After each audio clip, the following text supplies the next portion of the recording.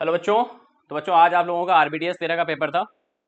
और ये जो पेपर था बेटा वो कुछ टॉपिक्स को मिला के आ रहा था। आरबीटीएस 7 से लेके जो आरबीटीएस 12 तक के आपके टॉपिक्स थे उनको मर्ज करके बेटा ये पेपर बना था। पेपर बेटा बहुत अच्छा था और उम्मीद करता हूँ आपका पेपर बहुत अच्छा गया होगा। इसलिए आइए हम लोग बेटा फिजिक्स पोर्शन का डिस्कशन स्टार्ट करते हैं। और जैसा कि बेटा सिंह सर का विजन है कि अब पढ़ने का अधिकार सबको, डॉक्टर बनने का अधिकार भी सबको, इसके तहत बेटा हम लोग आते हैं अपने फर्स्ट क्वेश्चन पे। पहला क्वेश्चन यहाँ पे दे रखा है कि बेटा एंगल ऑफ कांटेक्ट की बात कर रहा है। ठीक है, कि angle of contact between the glass and the water is 0 degree दे रखा है। ठीक है, it rises in a capillary up to 6 centimetre. ये किसी कैपिलरी ट्यूब में कितना हाइट चल रहा है बेटा, कितना है 6 सेंटीमीटर। तो पहले बेटा थीटा वन कितना है, यहाँ पे थीटा वन दे रखा है 0 डिग्री, और यहाँ पे आपका जो हाइट दे रखा है, height of the liquid is 6 centimetre. ठीक है, कह रहे कि फिर सरफेस टेंशन बेटा दे रखा है, सरफेस टेंशन भी दे रखा है आपको, that is T1 equals to ये है 17 डाइन्स पर सेंटीमीटर। ये कुछ दे रखा है। कह रहा है कि another liquid of surface tension दे रखा है 140, एंगल ऑफ कांटेक्ट दे रखा है 60 डिग्री, रिलेटिव डेंसिटी बेटा दे रखा है। अच्छा, रिलेटिव डेंसिटी का मतलब क्या होगा बेटा, अगर डेंसिटी आप डी से डिनोट कर रहे हो तो ये क्या है बेटा, d2/d1 का वैल्यू दे रखा है, दैट इज 2। ठीक है, will rise in the same capillary by. अच्छा, यहाँ पे आपको पता है कि जब हम लोग कैपिलरी एक्शन की बात करते हैं तो जो हाइट का फॉर्मूला निकल के आता है दैट इज नथिंग बट ये आता है 2t cos थीटा अपॉन बेटा क्या होता है r d g, जहाँ पे t क्या है that is surface tension, theta जिस एंगल की बात कर रहे हैं हम लोग, r क्या है बेटा उसका रेडियस, और यहाँ पे d क्या है, d इज नथिंग बट ये डेंसिटी, और g तो जानते ही हो आप लोग एक्सेलरेशन ड्यू टू ग्रेविटी। तो यहाँ से जरा हम लोग एक काम कर लेते हैं कि जरा H1 अपॉन H2 बेटा कैलकुलेट करते हैं और देखते हैं क्या आएगा। H1 अपॉन H2 अगर आप देखोगे तो 2 से 2 तो चला जाएगा, तो यहाँ से हम लोग क्या लिख सकते हैं बेटा, T1/T2 इंटू क्या हो जाएगा, that is cos theta 1 upon क्या लिखोगे बेटा यहाँ पे कॉस थीटा 2। और अगर हम लोग बात करें रेडियस, अच्छा सेम कैपिलरी ट्यूब है तो आर तो सेम रहेगा, तो उसको लिखने की भी जरूरत नहीं है। डेंसिटी अलग अलग है तो बेटा डेंसिटी के लिए क्या हो जाएगा, दैट इज इसको लिख सकते हैं हम लोग बेटा क्या, दैट इज ये आ जाएगा d2 अपॉन क्या आएगा बेटा d1। ठीक है, इंटू ग्रेविटी बेटा g भी क्या होगा आपका सेम रहेगा, तो इसको क्या लिख लो बेटा 1 लिख लो। ठीक है, अच्छा यहाँ पे रिलेटिव डेंसिटी दे रखा है and will rise in same capillary by. ठीक है, तो चूंकि यहाँ पे d2/d1 दे ही रखा है तो बस वैल्यू रख जाओ, तो यहाँ से क्या हो जाएगा, दैट इज H1/H2। T1 का वैल्यू आपको कितना दे रखा है, दैट इज ये है बेटा 70। T2 कोई यूनिट वगैरह चेंज करने की जरूरत नहीं है, ये हो जाएगा 140। कॉस जीरो का वैल्यू कितना होता है बेटा 1। यहाँ पे जो थीटा 2 हो जाएगा कितना आएगा, दैट इज 60। तो यहाँ पे हो गया बेटा कॉस 60, मतलब आ जाएगा यहाँ से 1/2। D2 अगर आप देखो बेटा डेंसिटी दूसरे के लिए, तो यहाँ पे अच्छा रिलेटिव डेंसिटी दे रखा है तो यहाँ पे हम लोग 2 यूज कर लेते हैं, इंटू क्या हो जाएगा बेटा 1। ठीक है, अब इसको जरा सॉल्व कर जाओ तो ये हो जाएगा 2 टाइम, ये चला गया यहाँ से 2, तो बेटा यहाँ पे जो वैल्यू बचेगी, देखिए मैं इसको इधर सॉल्व कर रहा हूँ, दैट इज ये क्या आ जाएगा H1 upon H2 equals to ये आ जाएगा बेटा 2। अच्छा, H1 का वैल्यू दे रखा है बेटा कितना है 6 सेंटीमीटर, तो H6 upon H2 equals to कितना रहेगा बेटा 2, और यहाँ से जब सॉल्व करोगे तो जो H2 का वैल्यू आएगा दैट इज नथिंग बट ये देगा आपको 3 सेंटीमीटर। तो 3 सेंटीमीटर हो जाएगा बेटा इसका करेक्ट आंसर। तो देखो बेटा कौन सा ऑप्शन दे रहा है 3 मतलब सेंटीमीटर, तीसरा ऑप्शन बेटा इसका करेक्ट होगा। आते हैं नेक्स्ट क्वेश्चन पे। ये देखिए बेटा इस एनसीईआरटी पेज नंबर 198 से लिया गया है, 11th का बेटा सेकेंड पोर्शन का जो बुक है वहां से एक क्वेश्चन लिया गया है। आते हैं बेटा नेक्स्ट क्वेश्चन पे, कह रहा है कि यूनिफॉर्म मैग्नेटिक फील्ड है। बेटा किधर यूनिफॉर्म मैग्नेटिक फील्ड है, यहाँ पे चलो हम लोग एक्सिस में भी डिवाइड कर लेते हैं। एक्सिस कुछ ऐसे ही मान लो, ये एक्स है, ये वाई है, और ये क्या है बेटा, दैट इज जेड। कह रहा है कि बी नॉट जे क्या है, मतलब मैग्नेटिक फील्ड बेटा यहाँ पे ऊपर की ओर है, ये मैग्नेटिक फील्ड दे रखा है। कह रहा है particle of mass M and charge Q is projected towards the negative X axis. बेटा नेगेटिव एक्स एक्सिस मतलब इधर की तरफ एक पार्टिकल को क्या किया गया है, प्रोजेक्ट किया गया है। चलो बहुत बढ़िया। कह रहा है speed with from a point D comma zero, ठीक है, मतलब डी आपको दे रखा है, और जाहिर सी बात है ये क्या है बेटा वाई के परपेंडिकुलर होगा, तो इसकी जो ट्रेजेक्ट्री होगी, ट्रेजेक्ट्री कैसी होगी बेटा, इसकी ट्रेजेक्ट्री होगी बेटा सर्कुलर। ठीक है, अच्छा ये डिस्टेंस दे रखा है, that distance is nothing but ये कितना है बेटा डी। अब कह रहा है कि हाँ with speed v from a point d comma zero the maximum value of v for which the particle does not hit the Y Z plane. तो मैक्सिमम वैल्यू ऑफ v पूछा हुआ है आपसे। अच्छा देखिए, अगर ये सर्कुलर मोशन कर रहा है बेटा तो आपको एक बात पता होनी चाहिए, वो क्या है कि यहाँ से आप जानते हो कि r इक्वल्स टू होता क्या है, that is M V upon क्या होगा बेटा क्यू बी। ठीक है, अगर आपसे यहाँ पे v पूछा हुआ है तो v के लिए क्या होना चाहिए, दैट इज ये हो जाएगा बेटा कितना m अपॉन, ये हो जाएगा, सॉरी, ये हो जाएगा बेटा कितना क्यू बी आर अपॉन क्या होगा बेटा यहाँ पे m। ठीक है, अच्छा यहाँ पे जब हम लोग m की बात कर रहे हैं तो फिर पूरा जो डिस्टेंस हो गया वो कितना हो जाएगा, that distance is d, that is a diameter. तो रेडियस कितना होगा, r इक्वल्स टू आप क्या लिख सकते हो, दैट इज d/2, क्योंकि ऑप्शन में बेटा d के टर्म में आंसर है। ठीक है, तो यहाँ से बेटा r को सब्स्टिट्यूट कर जाओ, जब r को सब्स्टिट्यूट करोगे तो कितना हो जाएगा क्यू बी, ये क्या आ जाएगा d अपॉन आ जाएगा यहाँ पे 2m। तो ये दे देगा बेटा velocity Q B D by 2m, मतलब आपका फोर्थ ऑप्शन बेटा करेक्ट होगा। आते हैं क्वेश्चन नंबर 3 पे, कह रहा है कि एक आयरन बार है, length l and magnetic moment m है। कह रहा है it is bent at the middle, middle से बेंट किया गया, मतलब बेटा एक पोर्शन अगर ऐसे है तो बेटा दूसरा पोर्शन कुछ ऐसे है। मान लो ये लेंथ कितनी हो गई बेटा l/2 और ये लेंथ कितनी हो गई l/2। कह रहे थे two arms make an angle 90 degree with each other, दोनों का कितना एंगल बना रहे हैं बेटा 90 डिग्री बना रहे हैं। Magnetic movement of this new magnet, magnetic movement पूछा है, इस नए मैग्नेट का कितना होगा। बेटा यहाँ से देखो जरा, मैग्नेटिक मूवमेंट होता क्या है, magnetic movement is nothing but बेटा होता है that is m into L effective. ठीक है, अच्छा पहले का हम लोग मान लेते हैं, पहले जब बेंड नहीं किया गया था तो यहाँ पे मैग्नेटिक मूवमेंट बेटा क्या था, m था, इसको हम लोग m डैश से डिनोट करेंगे, m वेक्टर इक्वल्स टू कितना होगा m इंटू एल। तो यहाँ से L इफेक्टिव, पहले तो L था, अब बस L इफेक्टिव निकाल लो बेटा, ये L/2 है, ये L/2 है, तो ये डिस्टेंस कितनी होगी, इसको ऐसे लिख सकते हैं क्या, L²/4 प्लस क्या आ जाएगा L²/4। तो यहाँ जो वैल्यू बचेगी कितनी आ जाएगी बेटा L/√2। तो यहाँ से जब रखोगे तो बेटा कितना हो जाएगा, that is m dash equals to, ये हो जाएगा m इंटू आ जाएगा L/√2। ठीक है, यहाँ से जो आपको m वेक्टर देगा वो कितना आ जाएगा, that is capital M upon आ जाएगा बेटा √2। तो कैपिटल M/√2, मतलब इसका कौन सा ऑप्शन करेक्ट होगा, तीसरा ऑप्शन बेटा करेक्ट हो जाएगा, थर्ड ऑप्शन बेटा इसका करेक्ट होगा। चलिए बढ़ते हैं बेटा अगले क्वेश्चन की तरफ। नेक्स्ट क्वेश्चन कह रहा है the magnetic field of an electromagnetic wave is given by and the corresponding, अच्छा यहाँ पे मैग्नेटिक फील्ड दे रखा है आपको और पूछा है करस्पॉन्डिंग इलेक्ट्रिक फील्ड क्या होगा। देखो एक बात याद रखना इस टाइप के क्वेश्चन को सॉल्व करने के लिए कि बेटा जो E क्रॉस B होता है, E क्रॉस B आपको हमेशा क्या देगा बेटा, डायरेक्शन ऑफ वेव देगा। इसको बेटा हमेशा याद रखो, it will give direction of wave. ये एक छोटा सा टर्म बेटा आप याद रखिएगा। अब देखो यहाँ पे अगर आप इस इक्वेशन को ध्यान से देखोगे तो ये जो इक्वेशन दे रखा है बेटा यहाँ पे जेड है, इसका मतलब जो वेव का प्रोपेगेशन है वो किस डायरेक्शन में, वो जेड डायरेक्शन में। ठीक है, जेड मतलब क्या हो गया बेटा, के कैप में वेव का प्रोपेगेशन है, ये बात तो फिक्स है। मैग्नेटिक फील्ड आपको दे रखा है √3/2 आई कैप प्लस 1/2 जे कैप। तो बेटा यहाँ पे हम लोग क्या करते हैं, थोड़ा सा एलिमिनेशन मेथड यूज करते हैं और 1 1 करके बेटा देखो कि किसमें बेटा आपको ये डायरेक्शन के कैप दे रहा है। तो एक काम करते हैं हम लोग, जरा देखते हैं पहले और दूसरे को। ठीक है, जरा इसका हम लोग क्रॉस प्रोडक्ट कराते हैं। तो देखो बेटा यहाँ से 1/2 आई कैप माइनस कितना होगा, √3/2 बेटा हो जाएगा जे कैप, और यहाँ पे क्या करोगे बेटा, क्रॉस प्रोडक्ट करोगे किसका, दैट इज √3/2, ये हो जाएगा आई कैप प्लस यहाँ पे क्या होगा 1/2 जे कैप। चलिए ये काम करते हैं हम लोग, इसे करते हैं क्रॉस प्रोडक्ट। जब इसका क्रॉस प्रोडक्ट करोगे तो आई क्रॉस आई तो जीरो ही देगा, आई क्रॉस जे क्या देगा बेटा, के दे देगा। तो यहाँ पे आ जाएगा 1/4, ये क्या आ गया बेटा के कैप माइनस, माइनस से कितना हो जाएगा, देखो यहाँ से जे क्रॉस आई देगा आपको माइनस के, तो माइनस माइनस कितना हो जाएगा प्लस। तो यहाँ से हम लोग क्या लिख सकते हैं बेटा 3/4 और ये क्या आ जाएगा के कैप। तो देखो बेटा कितना हो जाएगा 4 4 चला गया, तो क्या बचेगा यहाँ पे सिर्फ के कैप बचेगा, कुछ ऐसा आएगा।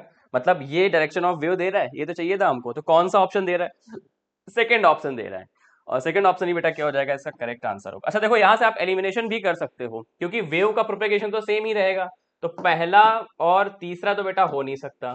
ठीक है, और चूंकि आप चौथे को सॉल्व करोगे तो यहाँ पे आपको के नहीं देगा। ठीक है, के साथ कुछ और वैल्यू दे देगा। ठीक है, इसलिए तो करेक्ट ऑप्शन क्या होगा बेटा, इसका सेकंड।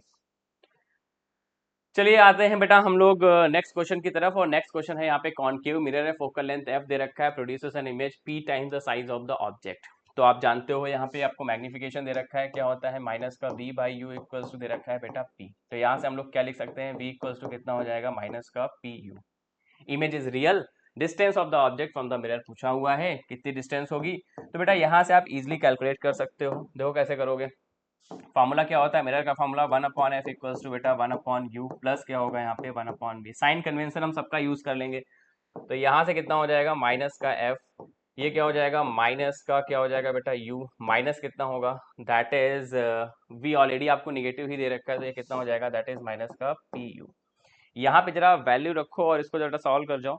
तो देखिए जब हम इसको सॉल्व करेंगे तो आफ्टर सोल्यूशन जो आपको वैल्यू देगा यहाँ से, देखिएगा आपको निकालना क्या है बेटा, आपको u निकालना है।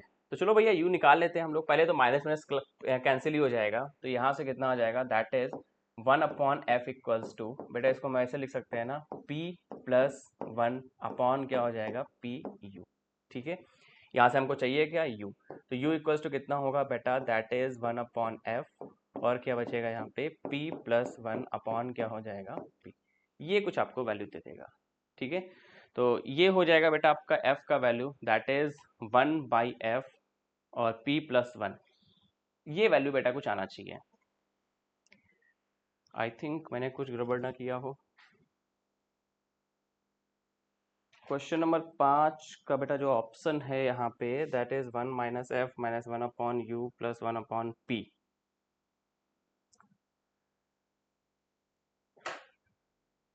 अच्छा ठीक है, यहाँ पे बेटा इस f को लेके जाओगे तो f ये ऊपर चला जाएगा एक्चुअली। ठीक है, तो f का यहाँ पे मल्टीप्लीकेशन होगा, तो यहाँ पे आ जाएगा बेटा आपका f। ठीक है, तो u का वैल्यू कितना हो जाएगा, that is p plus 1/p into क्या हो जाएगा बेटा f। तो देखो बेटा करेक्ट ऑप्शन आपको कौन सा देगा, फोर्थ हो जाएगा बेटा आपका करेक्ट ऑप्शन। चलिए बढ़ते हैं बेटा अगले क्वेश्चन पे आते हैं। कह रहा है कि heavy stable nuclei have more neutrons than protons, this is because of the fact that, इसका सीधा सा सिंपल लॉजिक है बेटा, क्यों, क्योंकि बेटा यहाँ पे न्यूट्रॉन्स के होने की प्रोटॉन ज्यादा होंगे तो जाहिर सी बात है वहाँ पे फोर्स ऑफ रिपल्सन ज्यादा होगा, तो फोर्स ऑफ रिपल्सन को ओवरकम करने के लिए वहाँ पे न्यूट्रॉन्स ज्यादा होते हैं, जिसकी वजह से हैवी स्टेबल न्यूक्लियाई जो आपके न्यूक्लियाइज होते हैं वो मतलब हैवी न्यूक्लियाई जो होंगे वो कैसे होंगे, स्टेबल होंगे। ठीक है, ये लेकिन कुछ ही रेंज की बात है बेटा। तो चलो ऑप्शंस पढ़ लेते हैं हम लोग। Neutrons are heavier than proton, बेटा ये कोई लॉजिक नहीं है, सीधी सी बात है। Electrostatic force between the protons is repulsive, हाँ इसी फोर्स को ओवरकम करने के लिए बेटा ज्यादा न्यूट्रॉन्स होते हैं, तो ये बिल्कुल करेक्ट है। तीसरा भी पढ़ लो, neutron decay into proton and beta decay, नहीं बेटा ऐसा न्यूक्लियस में बेटा कोई पॉसिबिलिटी नहीं है। न्यूक्लियर फोर्सेस, हाँ ये सही है कि न्यूट्रॉन बेटा डिके होता है प्रोटॉन बाई बीटा डिके। ठीक है, यहाँ पे nuclear force between the neutron is weaker then proton, बेटा अगर रेंज की बात करें तो न्यूक्लियर फोर्स सबसे स्ट्रॉन्गेस्ट फोर्स होते हैं अगर हम लोग फर्मी रेंज की बात करें। ठीक है, तो बेटा ये भी आई थिंक आपका गलत हो जाएगा, तो करेक्ट ऑप्शन कौन सा होगा बेटा, सेकेंड।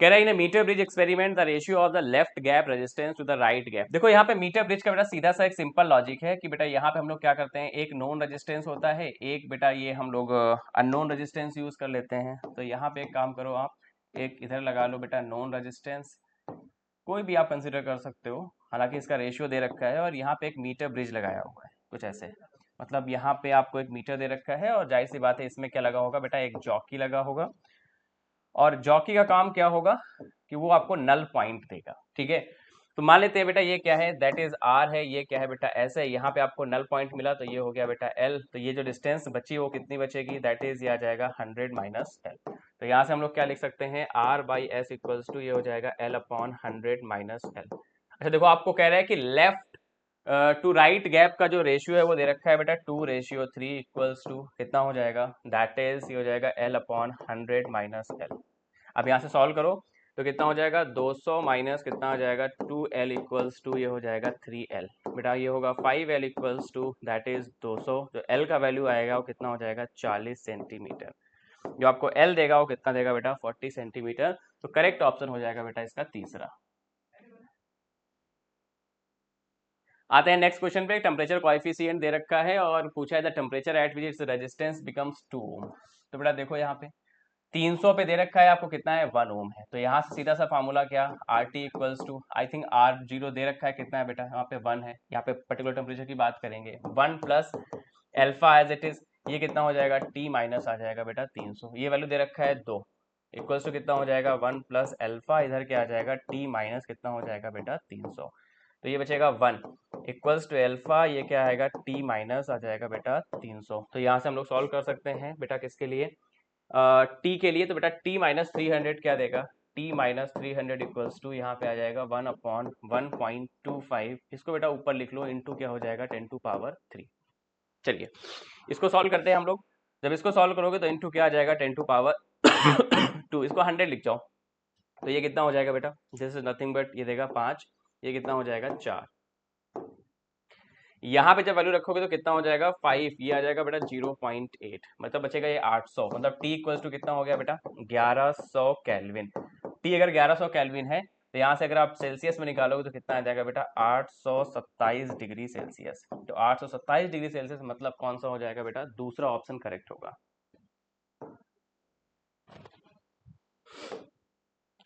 कह रहा है कि there is a prism with a refractive index equals to √2। बेटा कोई एक प्रिज्म है और प्रिज्म की बात कर रहा है यहाँ पे, तो चलो भैया एक प्रिज्म बना लेते हैं हम लोग।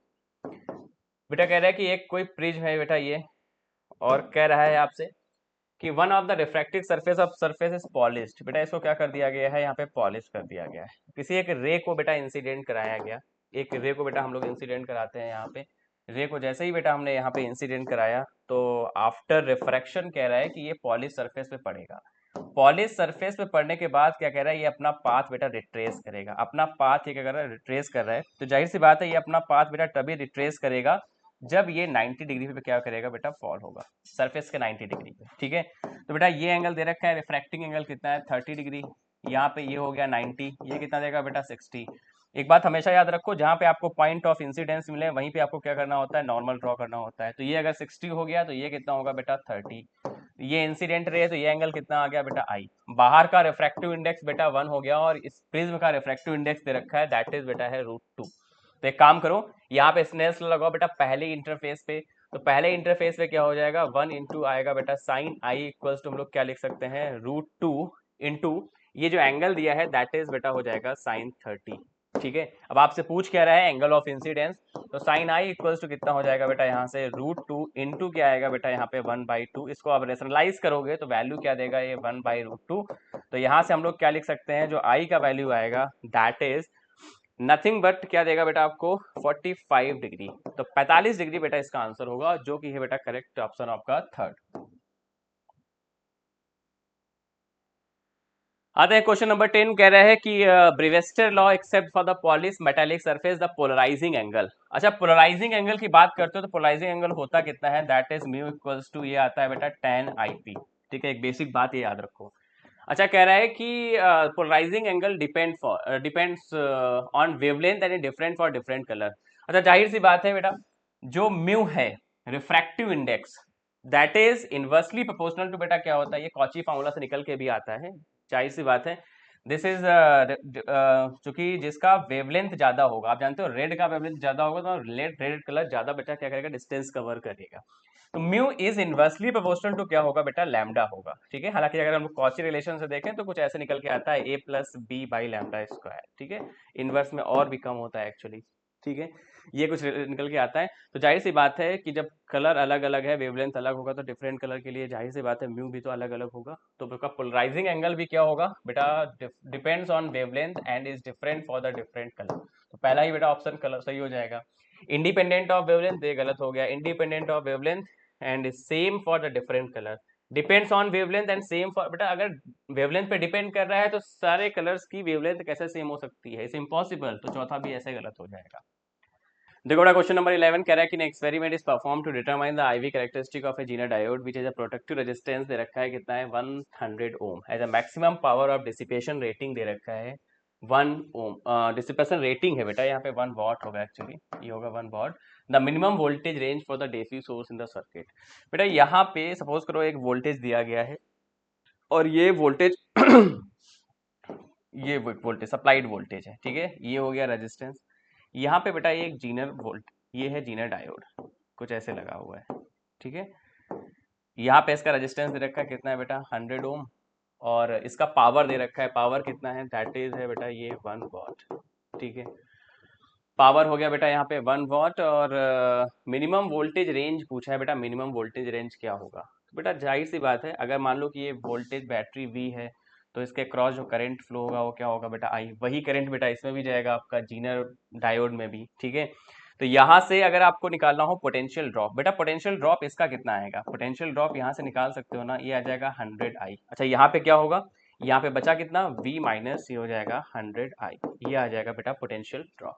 ठीक है। अच्छा, पावर दे रखा है आपको, करंट बेटा वो भी इसमें भी सेम जाएगा, तो यहाँ से मैं क्या लिख सकता हूँ, पावर इक्वल्स टू ये कितना होगा, V माइनस बेटा आएगा 100I, और साथ में क्या हो जाएगा, करंट हो गया बेटा I। यहाँ से आप सॉल्व कर सकते हो, पावर दे रखा है 1 इक्वल्स टू बेटा कितना हो जाएगा, दैट इज VI माइनस कितना हो जाएगा 100I स्क्वायर। ठीक है, अब इसको उधर ले आओ, तो ये कितना हो जाएगा, दैट इज 100I स्क्वायर, और बेटा क्या होगा, that is minus VI plus 1 equals to आएगा बेटा 0। ठीक है, अब देखो यहाँ पे आपको क्या चाहिए बेटा, आपको चाहिए यहाँ पे डी मतलब वोल्टेज का रियल वैल्यू। ठीक है, अगर आप देखोगे यहाँ पे रियल वैल्यू के लिए, मतलब एक आपको रियल वैल्यू ही तो चाहिए, रियल वैल्यू के लिए आप जानते हो जो डिस्क्रिमिनेंट होता है वो कितना होना चाहिए, that is B square minus बेटा 4AC इज ग्रेटर देन और इक्वल 0 होना चाहिए। ठीक है, तो बेटा बी अगर आप देखोगे इक्वेशन में तो क्या है बेटा, वी ही तो है, तो यहाँ से देखो बेटा कितना हो जाएगा, वी स्क्वायर माइनस 4A का वैल्यू कितना है, दैट इज 100, और सी का वैल्यू कितना है बेटा, इज ग्रेटर देन और इक्वल क्या हो जाएगा 0। तो v का वैल्यू जो आएगा इज ग्रेटर देन और इक्वल, हम लोग क्या लिख सकते हैं बेटा 400, तो v इज ग्रेटर देन और इक्वल क्या होगा बेटा 20 वोल्ट। ठीक है, तो जाहिर सी बात है इसकी जो रेंज हो जाएगी वो कितनी हो जाएगी बेटा, 0 से 24 के बीच में। ठीक है, ये हो जाएगी बेटा इसकी रेंज, और इसका ऑप्शन हो जाएगा बेटा सेकेंड। बेटा यहाँ पे देखो कह रहा है कि two long straight conductors with the current I1 and I2 are placed along the x and y axis, the equation for the locus of point for the zero magnetic induction. अच्छा ध्यान से देखो जरा इस इक्वेशन को, अगर बेटा zero magnetic field दे रहा है, तो अगर आप इस वायर के लिए देखिए तो इस वायर के लिए करंट कुछ ऐसे फ्लो हो रहा है, इस वायर के लिए करंट बेटा ऊपर की तरफ जा रहा है। तो देखो भैया जाहिर सी बात है दोनों की जो मैग्नेटिक फील्ड बेटा है वो इक्वल होनी चाहिए, तभी तो आपको क्या मिलेगा बेटा, जीरो मैग्नेटिक इंडक्शन मिलेगा। ठीक है, नेट जो होगा वो क्या मिलेगा, जीरो। अच्छा जब इस वायर के लिए देखोगे तो बेटा इधर पॉइंट आप कंसीडर करोगे। ठीक है इस वायर के लिए जो करंट है वो कितनी है, दैट इज, ये हम लोग डिस्टेंस क्या कंसीडर करेंगे बेटा, वाई डिस्टेंस कंसीडर करेंगे। ठीक है, मान लो कोई एक पॉइंट है, कोई वायर ऐसे दे रखा है, आपको मैग्नेटिक फील्ड निकालनी है इस पॉइंट पे। ठीक है, तो ये डिस्टेंस क्या कंसीडर कर लेते हैं, वैसे तो जनरली आर लेते हैं, लेकिन यहाँ पे वाई और एक्स में दे रखा, तो ये बेटा वाई कंसीडर कर लेते हैं। करंट इसकी दे रखी, कितनी करंट है, म्यू नॉट करंट है बेटा यहाँ पे 3I अपॉन क्या हो जाएगा, दैट इज 2 पाई, और यहाँ पे जो डिस्टेंस है वो कितनी हो जाएगी बेटा, that is y equals to, यहाँ पे क्या हो जाएगा म्यू नॉट इंटू ये आ जाएगा 2y अपॉन क्या होगा 2 पाई इंटू हो जाएगा x। तो 2 पाई चला गया, म्यू नॉट से म्यू नॉट चला गया, i से i चला गया, तो जो यहाँ पे y का वैल्यू आएगा कितना हो जाएगा, y इज नथिंग बट, यहाँ से हम लोग क्या लिख सकते हैं, दैट इज, ये क्या देगा, that is y equals to बेटा आ जाएगा 3/2, ये दे देगा बेटा x, y का वैल्यू आ जाएगा 3/2x। तो देखो कौन सा ऑप्शन करेक्ट है, तीसरा ऑप्शन बेटा सही हो जाएगा। आते हैं बच्चा हम लोग अगले क्वेश्चन पे, और कह रहा है कि wire of length 50 centimetre moving parallel to itself with speed of 1 metre per second, perpendicular magnetic field. बेटा मैग्नेटिक फील्ड कैसी बेटा, परपेंडिकुलर है, that is 2 × 10⁻⁴ tesla, EMF developed पूछा है। बेटा ईएमएफ जब हम लोग निकालते हैं यहाँ से, तो हमारा जो रिजल्ट निकल के आता है वो कुछ ऐसे निकल के आता है, दैट इज इंटीग्रल ऑफ, ये होता है बेटा V क्रॉस B इंटू क्या होता है बेटा DL। जब हम डायनामिक इलेक्ट्रोमैग्नेटिक इंडक्शन पढ़ते हैं तो बेटा ये रिजल्ट हमको कुछ मिलता है। अब जरा देखो ध्यान से, बेटा कह रहा है v और dl, मतलब dl वेक्टर और जो वेलोसिटी वेक्टर है इनका जो डायरेक्शन है वो आई थिंक सेम दे रखा है, कह रहे हैं मूविंग पैरेलल टू इटसेल्फ। ठीक है, तो जाहिर सी बात, सपोज करो फॉर एग्जांपल मैं मान लेता हूं बेटा यहाँ पे कि ये v का डायरेक्शन क्या था, आई कैप है, मान लो ये आई कैप है, तो ये dl भी क्या होगा बेटा, आई कैप ही तो होगा, जाहिर सी बात है। अब देखिए यहाँ पे मैग्नेटिक फील्ड बेटा परपेंडिकुलर है, तो आप या तो k में ले लो या तो बेटा j में ले लो, चलो मैं फॉर एग्जांपल j में कंसीडर कर लेता हूं, तो i क्रॉस j क्या देगा बेटा, k देगा, और k डॉट i क्या होगा बेटा, जाहिर सी बात है 0 देगा, तो जो ईएमएफ आ जाएगा वो कितना हो जाएगा बेटा, ये दे देगा आपको 0, ये आएगा बेटा आपका ईएमएफ। तो जरा देखो बेटा फोर्थ ऑप्शन है इसका करेक्ट आंसर, तो 0 आ जाएगा बेटा इसका करेक्ट आंसर। आते हैं बेटा हम लोग क्वेश्चन नंबर 14 पे, कह रहा है कि kinetic energy of the particle is increased by 16 times the percentage change in the de Broglie wavelength. Kinetic energy क्या है बेटा, लैम्डा इक्वल्स टू आप जानते हो क्या होगा, h upon that is √2m k। ठीक है, पहले कुछ ये इनिशियल स्टेट है। अच्छा बाद में क्या हो जाएगा, लैम्डा इक्वल्स टू ये हो जाएगा h upon that is √2m, कितना चेंज हुआ है बेटा, इंक्रीज टू 16 टाइम, ये कितना हो गया बेटा 16k हो गया। तो जो लैम्डा 2 का वैल्यू आ जाएगा वो कितना आ जाएगा, h अपॉन ये हो जाएगा 4 अपॉन ये कितना देगा √2m k, ये आपको वैल्यू दे देगा। ठीक है, अब आपको क्या करना है, यहाँ पे चेंज निकालना है, तो चेंज कैसे निकालोगे बेटा, लैम्डा 2 माइनस क्या हो जाएगा, लैम्डा 1 अपॉन क्या होगा बेटा, इनिशियल लैम्डा 1 इंटू क्या हो जाएगा यहाँ पे 100। ठीक है, लैम्डा 2 कितना है, दैट इज हम लोग लिख सकते हैं h अपॉन ये आ जाएगा 4 इंटू कितना हो जाएगा √2m के, माइनस लैम्डा 1 कितना है, h अपॉन ये हो जाएगा √2m के, अपॉन ओरिजिनल क्या है, h अपॉन ये हो जाएगा बेटा √2m के, इक्वल इंटू क्या हो जाएगा बेटा 100। ठीक है, अब यहाँ से जरा सॉल्व कर जाओ, तो h अपॉन √m के तो बेटा कैंसिल कर देगा, तो यहाँ पे जो वैल्यू बचेगा कितना बचेगा, दैट इज नथिंग बट ये आ जाएगा बेटा आपका कितना, माइनस का 3/4 आएगा क्या, इंटू आ गया 100, तो यहाँ पे कितना बचा, दैट इज 25, ये हो जाएगा माइनस का 75%। जाहिर सी बात है कि दी ब्रोगली वेवलेंथ बेटा कम हो जाएगा, तो माइनस 75% कौन सा ऑप्शन दे रहा है, ये है बेटा दूसरा ऑप्शन, तो 14 का बेटा सेकंड सही होगा। बेटा देखो क्वेश्चन नंबर 15 कह रहा है कि in a circuit shown in the barrier voltage of the diode is दे रखा है 0.7 volt, match the physical quantities the nearest value. ठीक है, यहाँ पे आपको कुछ वैल्यूज दे रखी हैं। पहले तो ये डायोड जो है इसका आपको पोटेंशियल ड्रॉप दे रखा है, potential drop is nothing but बेटा कितना है, ये 0.7 वोल्ट है, ये पोटेंशियल ड्रॉप है।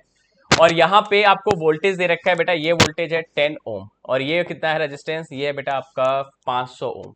तो पहले तो जरा देखो यहाँ पे कह रहा है कि peak current in the diode, जब क्या लेना हो हमको, पहले हम लोग नॉन आइडियल कॉन्सेप्ट ले लेते हैं। बेटा नॉन आइडियल के लिए जब सॉल्व करोगे तो यहाँ पे पोटेंशियल ये दे रखा है बेटा 20, ये कितना हो जाएगा 20, माइनस कितना हो गया बेटा 0.7, और यहाँ पे कितना हो जाएगा आई, और कितना बचेगा बेटा 510 इक्वल्स टू कितना हो जाएगा 0, ये कितना बचा 19.3। तो आई इंटू क्या होगा बेटा, हम लोग सॉल्व कर लेते हैं इसको, 510 इक्वल्स टू क्या बचेगा यहाँ पे 19.3। तो यहाँ से जब करंट निकालोगे तो कितना आ जाएगा 19.3 अपॉन कितना हो जाएगा 510। तो जब करंट का वैल्यू आप निकालोगे यहाँ से तो ये वैल्यू बेटा देगा आपको, that is nothing but after calculation I equals to आ जाएगा 37.8 मिली एम्पियर, ऐसा कुछ वैल्यू देगा। तो बिल्कुल पीक करंट इन डायोड बेटा क्या हो जाएगा, ये देगा आपको पी। फिर कह रहा है पीक वोल्टेज, करंट मिल गई है तो बेटा इसके क्रॉस ही तो वोल्टेज पूछ रहा है आपसे, इसके क्रॉस जो वोल्टेज होगा वो कितना हो जाएगा। अब यहाँ पे इसके क्रॉस अगर आप वोल्टेज निकालोगे तो पीक मतलब लोड रेजिस्टेंस के क्रॉस कितना हो जाएगा, करंट है बेटा 37.8 इंटू क्या हो जाएगा यहाँ पे रेजिस्टेंस है बेटा यहाँ पे 500। ठीक है बेटा, इसको जरा सॉल्व कर जाओ, इसको जब सॉल्व करोगे देखो क्या आएगा, क्योंकि पीक वोल्टेज आपसे पूछ रहा है। ठीक है, और वोल्ट में आएगा, तो एक काम करते हैं यहाँ पे, क्योंकि मिली एम्पियर में हमने लिखा हुआ है इसको, तो 10⁻³ भी लिख जाओ। तो बेटा मल्टीप्लाई करो जरा, 5 8 40, 5 7 बेटा कितना होगा 35, 4 कितना हो जाएगा 39, एंड 5 6 15, और क्या बचेगा यहाँ पे, दैट इज 15 एंड 4 कितना आ जाएगा बेटा 19। ठीक है, 5 8 जा 40, 5 7 जा 35, 39, अच्छा 3 होगा तो यहाँ पे आ जाएगा 18.90। ठीक है, ये आपको कुछ वैल्यू दे देगा 18.90, मतलब कौन सा ऑप्शन करेक्ट होगा, तो बेटा पीक वोल्टेज क्या आ जाएगा बेटा एस पे आ जाएगा। पीक करंट जब डायोड आइडियल है, बेटा डायोड आइडियल है तो देखो क्या होगा, जाहिर सी बात है इसके क्रॉस पोटेंशियल ड्रॉप होगा ही नहीं। अब पोटेंशियल ड्रॉप नहीं होगा तो यहाँ से तो बहुत सिंपल हो गया, क्या आ जाएगा बेटा 20 माइनस कितना हो जाएगा 510, आई इक्वल्स टू 0। तो यहाँ से आई इक्वल्स टू तो निकाल ही सकते हो भैया, कितना हो जाएगा 2/51। इसको जरा सॉल्व करो तो आई का वैल्यू आपको लगभग लगभग ये देगा ये 39 पॉइंट समथिंग, आपको कुछ 39.6 मिली एम्पियर समथिंग कुछ देगा, तो लगभग लगभग इसको आप 40 मिली एम्पियर लिख सकते हो। तो बेटा ये क्या हो जाएगा आपको क्यू दे देगा। ठीक है, अब क्या बचा, पीक वोल्टेज जब डायोड आइडियल जाएगा वो इक्वल आएगा बेटा, वो 20 के इक्वल आ जाएगा आपका। ठीक है, अब चाहो तो निकाल भी सकते हो यहाँ पे इसके इस रेजिस्टेंस के क्रॉस पोटेंशियल ड्रॉप। ठीक है, तो बेटा कौन सा ऑप्शन दे रहा है जरा देखो, ए जो है वो पी को मैच कर रहा है, ए पी को मैच कर रहा है, बी बेटा एस को मैच कर रहा है, और सी बेटा क्यू को मैच कर रहा है, और डी बेटा आर को मैच कर रहा है, डी जो है वो आर को मैच कर रहा है। तो बेटा मुझे लगता है ऐसा कुछ तीसरा ऑप्शन बेटा यहाँ पे सही हो जाएगा। चलो देखते हैं हम अगले क्वेश्चन पे आते हैं। 16 नंबर कह रहा है कि इन YDAC on introduction one glass slab is front of the both the slits the fringe pattern definitely shift. बेटा देखो सीधी सी बात है कि अगर आप फ्रिंज पैटर्न की बात कर रहे हो तो बेटा ये हो गए इसके दो सोर्स, ये हो गए बेटा स्क्रीन, यहाँ पे क्या किया हमने बेटा एक रख दी स्लिट, कुछ ऐसे सपोज करो इसके सामने भी बेटा एक स्लिट ऐसे रखी हुई है। ठीक है, ये कुछ यहाँ पे बेटा बना रहा है आपके मैक्सिमम मिनिमम। तो एक बात ध्यान रखो कि बेटा ऊपर वाले फ्रिंज का जो शिफ्ट होगा जब नीचे वाले शिफ्ट के बराबर हो जाएगा तो एक दूसरे की शिफ्ट का जो डिस्टेंस होगा वो बेटा कैंसिल आउट करेगा। ठीक है, अगर ये शिफ्ट कैंसिल आउट करेगा तो जाहिर सी बात है जो नेट चेंज होगा वो कितना हो जाएगा बेटा, होगा ही नहीं, आपको सेंट्रल जो मैक्सिमा देगा वो सेंट्रल पे ही देगा। ठीक है, तो introduction of glass slab, front of both of the slits fringe pattern definitely shift, नहीं डेफिनेटली शिफ्ट नहीं होगा, शिफ्ट हो भी सकता है नहीं भी हो सकता है। ठीक है, ये बात समझो आप। तो बेटा पहला स्टेटमेंट तो गलत कि while passing through the slab frequency of a wave remains same। बेटा फ्रीक्वेंसी एक सोर्स की प्रॉपर्टी है, ये मीडियम पे डिपेंड नहीं करता। ठीक है, तो फ्रीक्वेंसी तो वैसे भी क्या रहेगा, सेम रहेगा। तो स्टेटमेंट दूसरा बेटा करेक्ट हो जाएगा। तो statement first second is correct and first is बेटा हो जाएगा इनकरेक्ट, तीसरा बेटा सही होगा इसका आंसर। आते हैं हम लोग dimensional formula for the self inductance. तो सेल्फ इंडक्टेंस आप जानते हो इक्वल्स टू कितना होता है, दैट इज एल। ये क्या हो जाएगा बेटा, D I upon D T. तो जरा एल के लिए सॉल्व कर जाओ तो एल इक्वल्स टू कितना होगा, ई अपॉन आ जाएगा कितना बेटा, D I upon D T. तो जरा एक काम करो, यहाँ पे वैल्यू रख जाओ। तो यहाँ पे आपका ई क्या है बेटा, ये पोटेंशियली तो है, तो वी इक्वल्स टू क्या लिख सकते हो आप, डब्ल्यू बाई क्यू। अच्छा डब्ल्यू को क्या लिखोगे यहाँ से, डब्ल्यू को भी आप लिख सकते हो डायमेंशन वाइज, तो कितना हो जाएगा एम एल टू, कितना हो जाएगा बेटा यहाँ पे टी माइनस टू। ठीक है, अपॉन क्यू क्या होगा, क्यू को आप लिख सकते हो दैट इज नथिंग बट ये हो जाएगा आपका ए टाइम्स बेटा टी। तो जो पोटेंशियल का यूनिट होगा वो कितना हो जाएगा, that is M L two, ये हो जाएगा बेटा ए माइनस वन, ये क्या देगा आपको टी माइनस थ्री, ये देगा बेटा आपको पोटेंशियल का यूनिट। अच्छा यहाँ से जरा और देख जाओ, तो यहाँ से हम लोग क्या करते हैं कि बेटा यहाँ पे रख जाते हैं ये वैल्यू एम एल टू, ये क्या हो जाएगा A minus one T minus three, और टी चूंकि ऊपर चला जाएगा तो टी इसको यहाँ रख दो, और यहाँ पे क्या है करंट है, करंट को हम लोग क्या लिख सकते हैं बेटा ए। ठीक है, कुछ छूट गया क्या, हाँ ए यहाँ पे होगा बेटा ए माइनस वन, ये ए माइनस वन तो ऊपर चला जाएगा तो यहाँ से क्या बचेगा, that is M L two, और क्या हो जाएगा बेटा ए माइनस टू देगा, और टी क्या देगा बेटा आपको माइनस टू। ठीक है, आप देख जो जरा बेटा कोई ऑप्शन दे रहा है क्या, M L two T minus two A minus two, तो चौथा ऑप्शन बेटा इसका करेक्ट होगा। आते बेटा हम लोग नेक्स्ट क्वेश्चन पे, कह रहा है कि आप piece of copper having a rectangular cross section दे रखा है बेटा, that is 0.2 metre square pulled with tension, ये दे रखा है, find the strain in the piece of copper. अच्छा आप जानते हो y इक्वल्स टू क्या होता है, स्ट्रेस अपॉन स्ट्रेन। स्ट्रेस को क्या लिख सकते हो बेटा एफ बाई ए, स्ट्रेन को क्या लिखोगे, दैट इज ये हो जाएगा चेंज इन लेंथ अपॉन क्या हो जाएगा बेटा ओरिजिनल लेंथ। हमको क्या चाहिए, हमको चाहिए बेटा यहाँ पे delta L by L equals to हम लोग क्या लिख सकते हैं, that is F upon Y into क्या आ जाएगा बेटा ए। तो f कितना है, f आपको दे रखा है बेटा है 4 इंटू टेन टू पावर 4, यहाँ पे आपको ये भी दे रखा है कि यंग मॉडुलस कितना है 1 इंटू टेन टू पावर 11, और एरिया दे रखा है बेटा कितना है 0.2, बस यहाँ पे रख जाओ, ये हो जाएगा 40, ये क्या बचा बेटा 20, तो ये आ जाएगा 2 इंटू टेन टू पावर 5, मतलब क्या बचेगा 2 into ten to power minus का 6, ये दे देगा बेटा आपको स्ट्रेन। ठीक है, तो देखो बेटा कौन सा ऑप्शन करेक्ट है, तो पहला ही ऑप्शन बेटा सही हो जाएगा। आते हैं क्वेश्चन नंबर हम लोग 19 पे, और देखिए क्वेश्चन नंबर 19 का कह रहा है कि hollow conduction sphere is given A positive charge what with the electric field at the centre of sphere. बेटा सेंटर ऑफ स्फीयर पे जो आपका इलेक्ट्रिक फील्ड पूछा है, तो इलेक्ट्रिक फील्ड क्या होगा बेटा वहां पे सेंटर पे, तो सेंटर पे तो बेटा जीरो आएगा ना, तो आपका करेक्ट आंसर क्या हो जाएगा बेटा, फोर्थ ऑप्शन करेक्ट होगा। देखो बेटा क्वेश्चन नंबर 20 कह रहा है कि स्टेप अप ट्रांसफार्मर है, कह रहा है connected to an AC supply, और यहाँ पे एसी सप्लाई दे रखा है कितना है 200 वोल्ट, और यहाँ पे आपको वोल्टेज दे रखा है कितना है 10,000, और पावर है बेटा 80 वाट। करंट पूछा है आपसे, तो बेटा P इक्वल्स टू यहाँ पे क्या कर जाओ वी आई लगा लो, तो P दे ही रखा है 80 वाट, ये कितना हो जाएगा बेटा, दैट इज 10,000, और ये हो गई बेटा इसकी करंट, तो ये 0 0 चला गया, तो I इक्वल्स टू कितना बचेगा, दैट इज हम लोग लिख सकते हैं ना 8 मिली एम्पियर, ये आ जाएगी बेटा करंट, जो कि होगा ऑप्शन नंबर फर्स्ट। आते हैं हम लोग क्वेश्चन नंबर 21 में, कह रहा है कि phi is the work function of the photo sensitive material and K is the maximum kinetic energy, the incident energy of the photo sensitive material will be. Incident energy की बात कर रहा है बेटा, ठीक है, फाई वर्क फंक्शन है यहाँ पे, तो काइनेटिक एनर्जी जो मिलती है आपको मैक्सिमम वो कितना होता है, दैट इज ये होता है बेटा ई माइनस फाइव, तो यहाँ पे के दे रखा है बेटा आपको क्या है, that is the maximum kinetic energy, तो के प्लस फाइव हो जाएगा बेटा इसका आंसर, के प्लस फाइव, मतलब पहला ही ऑप्शन बेटा यहाँ पे करेक्ट होगा। आते हैं बेटा हम लोग क्वेश्चन नंबर 22 पे, कह रहा है कि find the charge on the capacitor. Charge पूछा है आपसे, कैपेसिटर पे चार्ज कितना आएगा बेटा, यहाँ पे देखो 2 माइक्रोफैरेड और ये 4 ओम का एक रजिस्टर है, बेटा यहाँ से देखोगे तो ये 6 ओम का एक रजिस्टर, ये 2 ओम का रजिस्टर है, यहाँ का और यहाँ का पोटेंशियल बेटा सेम होगा। पोटेंशियल अगर सेम होगा तो बेटा करंट ही नहीं जाएगा, करंट नहीं जाएगा तो यहाँ से पहले करंट निकालो, टोटल करंट कितनी आएगी, 6 और 2 कितना हो जाएगा 8, तो आर इक्विवेलेंट कितना मिलेगा बेटा आपको 8 ओम। यहाँ से हम लोग करंट निकाल सकते हैं, करंट कितनी आ जाएगी 12/8, मतलब कितना हो जाएगा, ये आ जाएगा बेटा आपका 3/2, ये दे दिया आपको करंट। ठीक है, अब देखो जरा यहाँ से हमको निकालना है पोटेंशियल ड्रॉप।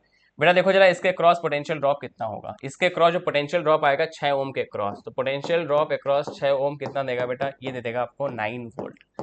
ठीक है, अब बेटा 9 वोल्ट अगर यहाँ पोटेंशियल ड्रॉप है तो है तो पैरेलल में, तो यहाँ पे भी तो 9 वोल्ट ही होगा, जाहिर सी बात है। ये आ गया बेटा पोटेंशियल ड्रॉप, कैपेसिटेंस आपको दे रखा है तो बस रख जाओ, Q इक्वल्स टू कितना हो जाएगा बेटा CV, तो Q इक्वल्स टू C कितना दे रखा है बेटा 2 इंटू 10 टू पावर कितना हो जाएगा बेटा -6 इंटू क्या आ जाएगा बेटा 9, तो यहाँ से क्या देगा दैट इज 18 माइक्रो कूलम, ये आ जाएगा बेटा आंसर। तो इसका करेक्ट आंसर होगा बेटा आपका 4th 18 माइक्रो कूलम। तो वेलकम बच्चों, आरबीटीएस टेस्ट सीरीज़ का ये लास्ट टेस्ट है जो मॉडल था 7 से लेकर के लास्ट टेस्ट तक का, और इसके बाद ये टेस्ट सीरीज फिनिश हो रही है और एफएसटी में मर्ज हो जाएगी। तो हम लोग क्वेश्चन नंबर 23 से शुरू करेंगे। क्वेश्चन नंबर 20 तक आपको सर करा चुके हैं ऑलरेडी। तो ये एक फिगर है और पोटेंशियल डिफरेंस निकालना है ए से बी के बीच में। तो कैसे निकाला जाए, देखिए निकालते हैं इसे। इस सेल से करंट ऐसे चलेगी और बेटा ये इधर लौट जाएगी, और इस सेल से करंट ऐसे चलेगी और इधर लौट जाएगी, मतलब इस ब्रांच में करंट नहीं जाएगी, क्योंकि रूल ये है कि किसी सोर्स से जितनी करंट चलती है उतनी लौटनी होती है। तो ये वाली करंट इधर डिस्ट्रीब्यूट नहीं होगी, ये वाली करंट इधर डिस्ट्रीब्यूट नहीं होगी। ये दोनों करंट हम लोग निकाल सकते हैं। ये वाली करंट कितनी है, देखिए इसको I1 कह दीजिए, तो I1 बराबर 10/5 यानी 2 एम्पियर की करंट है, और I2 बराबर 20/10 यानी ये भी 2 एम्पियर की करंट है। अब हम लोग आराम से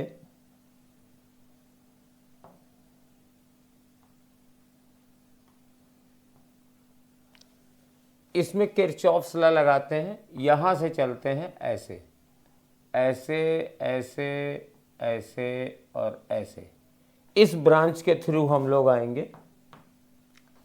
तो जब यहाँ से चलेंगे तो VA, अब यहाँ पे करंट बेटा ड्रॉप होगी, यहाँ पे पोटेंशियल ड्रॉप होगा क्योंकि हम करंट की डायरेक्शन में चल रहे हैं, तो -2 इंटू 3।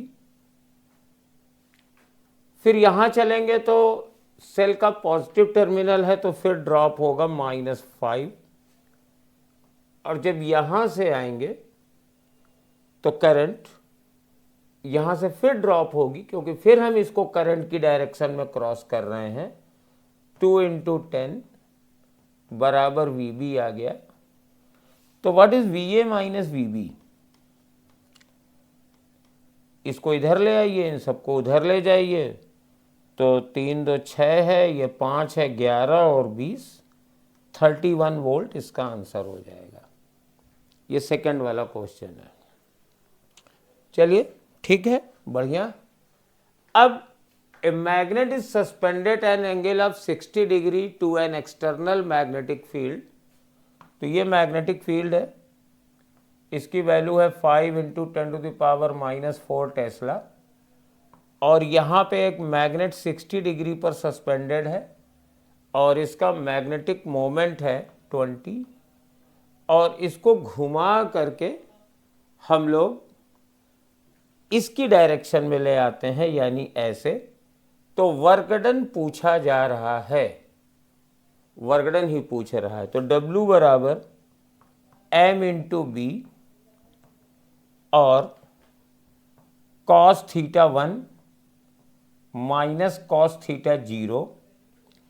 तो M मेरे पास है 20 और b है मेरे पास 5 इंटू 10⁻⁻⁴, cos 60 होता है हाफ, cos 0 होता है 1, तो आंसर आ जाएगा -20×100/2, यानी -50 इंटू 10⁻⁻⁴ जूल। और बेटा ये कोई भी आंसर नहीं है, इसलिए इसका आंसर नन ऑफ दीज होगा। एक क्वेश्चन नन ऑफ दीज का रख दिया गया है, जिससे कि जो लोग अंधी टिक कर देते हैं उससे बचाव हो सके। अब तीसरा क्वेश्चन लेते हैं, 25 वाला। A thin liquid film is found between U-shaped wire and a light movable slider. The film supports a weight of 1.5 into 10⁻⁻² Newton. The length of the slider is 30 centimeter and its weight is negligible. Find the surface tension of the liquid. तो ये मेरे पास U tube का slider है, U tube shape का, और यहाँ पे जो स्लाइडर है उसकी लंबाई 30 सेंटीमीटर है, और यहाँ पर एक सोप की फिल्म बनी हुई है।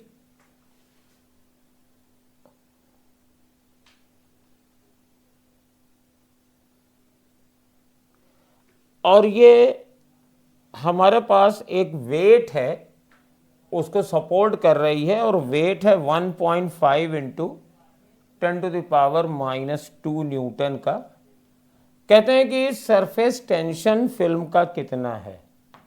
तो आप जानते हैं कि सरफेस टेंशन फोर्स स्लाइडर पर ऐसे ऊपर की ओर लगेगा, और अगर सरफेस टेंशन T हो तो T into L surface tension force होता है। But this is a film, तो इसको डबल से 2 से मल्टीप्लाई कर देंगे, क्योंकि फिल्म में 2 सरफेस टेंशन वाली सरफेस बनती हैं। तो 2 इंटू T और L की वैल्यू हम रख देंगे 0.3 मीटर बराबर 1.5 इंटू 10⁻⁻² न्यूटन। तो T बराबर आ जाएगा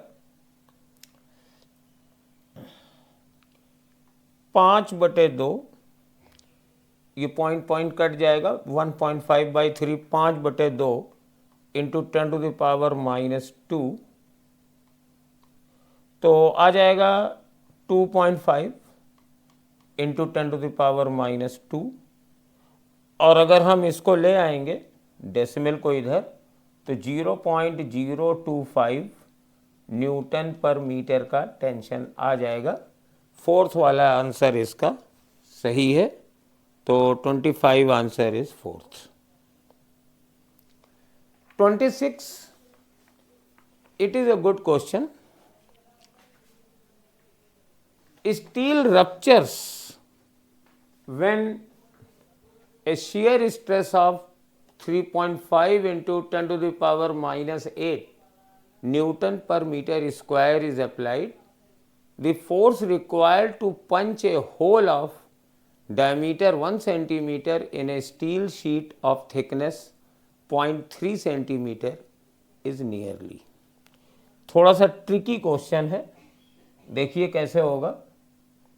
हमारे पास ये एक शीट है, इसकी थिकनेस 0.3 सेंटीमीटर है, और इसमें मेरे को एक होल पोर करना है जिसका डायमीटर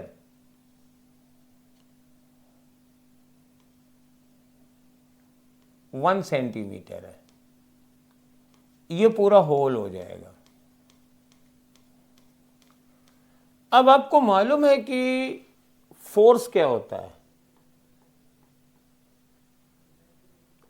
शियर स्ट्रेस तो हम जानते हैं, रप्चर शियर स्ट्रेस का मतलब है अगर इतनी स्ट्रेस अप्लाई होगी तो ये बॉडी टूट जाएगी और होल हो जाएगा।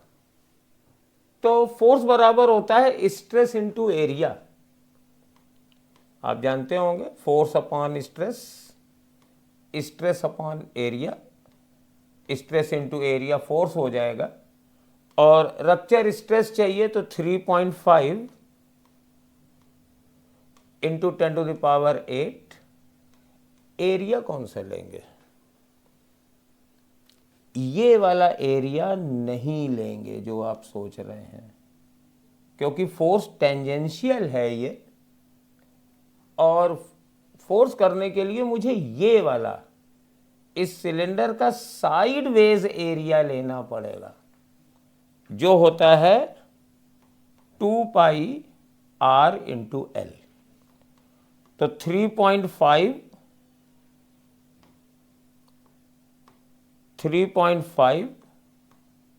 इंटू 10⁸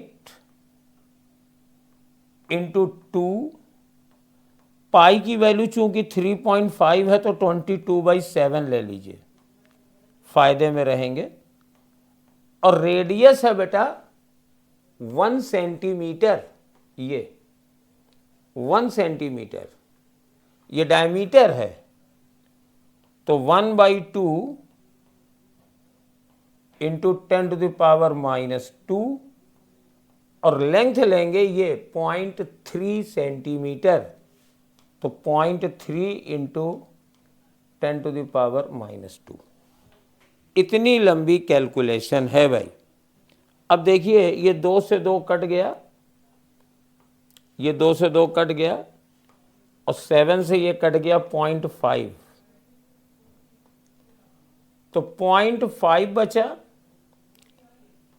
इंटू ये बेटा 22 बचा है, ये हो गया, ये हो गया, और ये बेटा बचा है 0.3, और 10⁴, 10⁸ है, ये 10⁴ है। अब इसको निकालते हैं। 22 पंचे 110 होता है, 22 पंचे 110, तो 11 हो गया, डेसिमल 0 खा गया, इंटू 0.3 इंटू 10⁴। जब मल्टीप्लाई करेंगे तो 3.3 इंटू 10⁴। तो मेरे ख्याल से तो आंसर थर्ड वाला आ रहा है।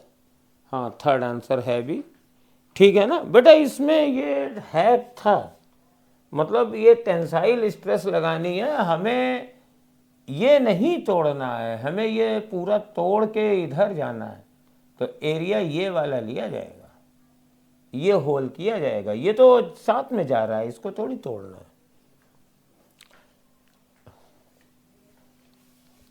चलिए,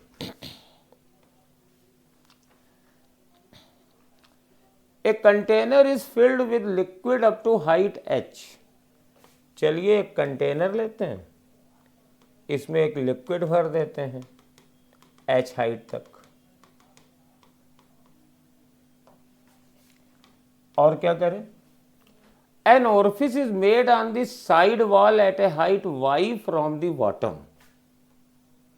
तो यहां से y हाइट पर हमने एक ओरिफिस बना दी। हॉरिजॉन्टल रेंज 4h/5 है, यानी ये बाहर गया तो ये वाली रेंज है 4h/5। तो मुझे पता करना है कि हाइट y कितनी है। अच्छा, तो बेटा इसको निकाल लेते हैं। वैसे तो रेंज का फॉर्मूला आपको याद होना चाहिए। रेंज बराबर, मैं पहले फॉर्मूला ही बता दूं। जैसे ये मेरे पास h हाइट है, तो यहाँ से गिरने का टाइम होता है √2 h - h अपॉन g, और वाली वेलोसिटी होती है √2 gh। तो g से g कट जाएगा, तो मेरे पास जो रेंज का फॉर्मूला होता है वो होता है 2 √h - h और इंटू h। तो ये रेंज कितनी है बेटा? 4h/5 है, ये दिया गया है 4h/5। टू अंडर रूट, और याद रखो ये ओरिफिस ऊपर से जो हमारे पास स्मॉल h है वो ऊपर से है, तो ये h माइनस वाई है और ये मेरे पास y है। लेकिन उससे कोई फर्क नहीं पड़ता है, हम इसको काट देंगे ये 2 से और फिर इसको 2h/5 बराबर अंडर रूट दिस, अब स्क्वायर कर देते हैं, मेरे ख्याल से ये क्वाड्रेटिक बन जाएगा। तो 4h² बराबर y और h माइनस वाई। अब यहाँ पे हम इसको सॉल्व करेंगे तो 4h² बराबर 25yh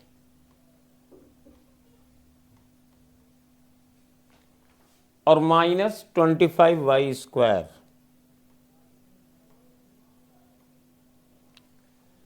तो अब क्वाड्रेटिक सॉल्व करना पड़ेगा, तो 25y² माइनस 25yh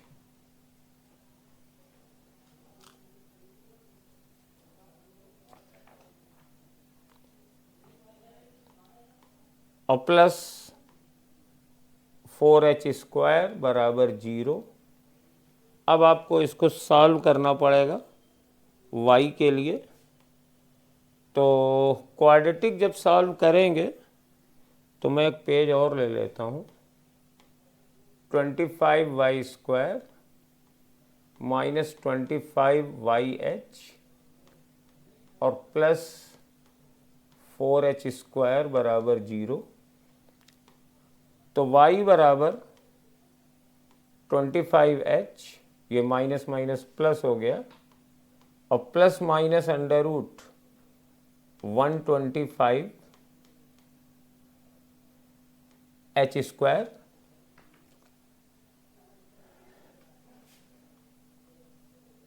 625h² और माइनस 25 चौको 100 और चौको 400 h² अपॉन 50। तो 25h प्लस माइनस 625 माइनस 400 225, 225 का स्क्वायर रूट 15, तो 15h अपॉन 50। तो दो आंसर आ रहे हैं, एक बार जोड़ दीजिए, 25 और 15 हो जाएगा 40, तो 4/5h, और एक आंसर आ जाएगा 25 माइनस 15,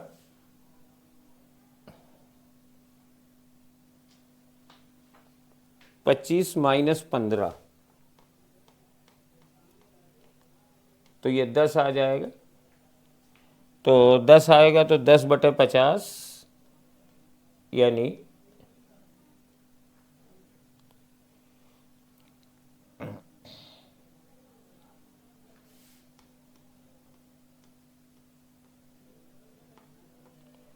h/5।